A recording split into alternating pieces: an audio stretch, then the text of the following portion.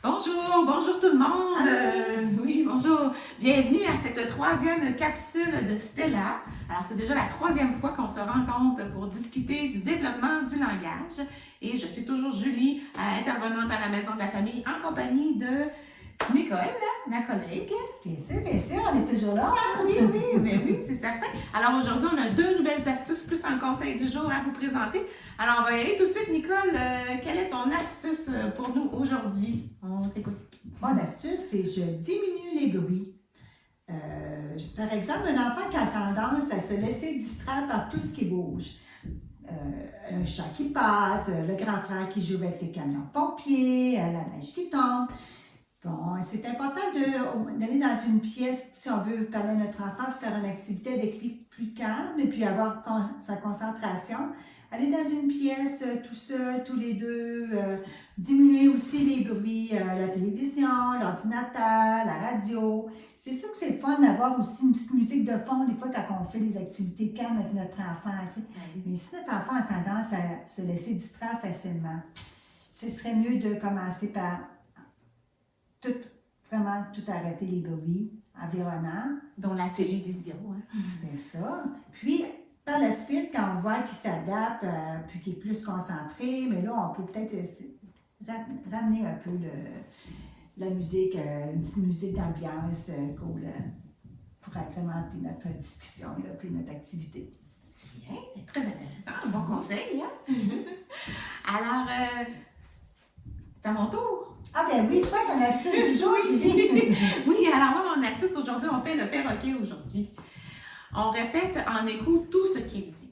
Donc, je redis correctement les mots ou les phrases qu'il dit sur un ton positif, comme pour valider ce que j'ai compris.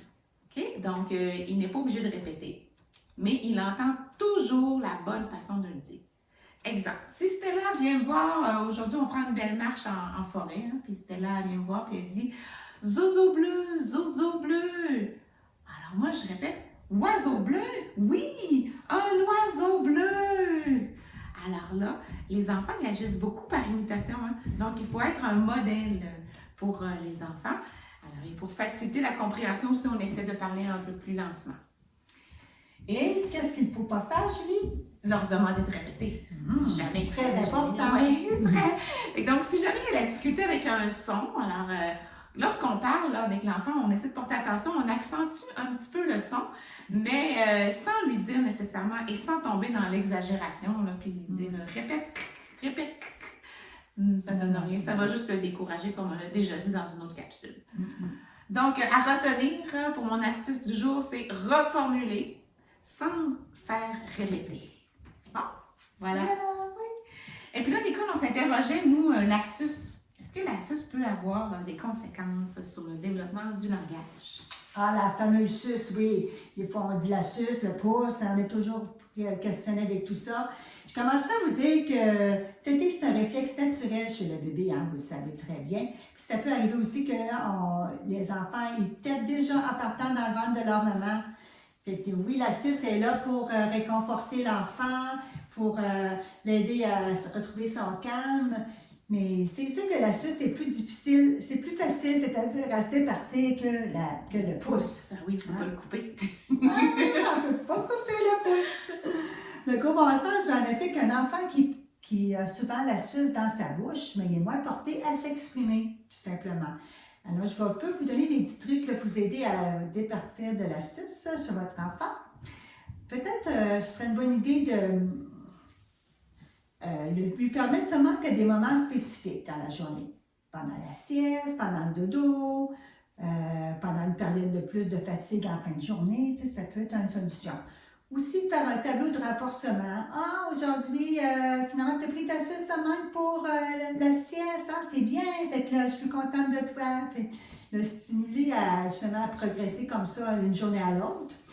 Aussi, ce serait peut-être une solution aussi de déposer la suce sous l'oreiller de l'enfant et dire la fée des suces va venir la chercher. Très bonne idée, ça peut être attirant. Ça. Oui, intéressant pour un enfant. C'est en plein ça. Puis, c'est sûr qu'après l'utilisation de la suce, après 2-3 ans, mais ça peut occasionner justement des retards aussi de langage, c'est sûr. Mais c'est réversible quand même. Là. Mais si l'enfant il utilise la suce, ça peut amener aussi des problèmes au niveau des zozotements. Le zozotement, Julie, là, c'est quand l'enfant commence à parler sur le bout de la langue. C'est moins intéressant. C'est certain. Puis c'est décourageant pour l'enfant aussi. Il voit que il ne progresse pas très, très vite en ce temps-là. Puis c'est important aussi d'aller souvent chez le dentiste, justement pour faire vérifier l'intérieur de la bouche, le palais, la langue, le positionnement des dents. Parce que l'enfant, des fois, avec la suce dans la bouche, il va mal positionner sa langue. Ce que ça peut apporter aussi pendant qu'il veut parler. Ça occasionne des sons qui sortent différemment de ce qu'il y a l'intention de prononcer aussi. Là. Plein de beaux conseils. Voilà, n'hésitez pas à consulter le dentiste au plus tôt possible, là, même dans les premières poussées de dents. Aussi. C'est très très tôt le dentiste. Super. Excellent. C'est ça. Oui, on a fait le tour pour aujourd'hui.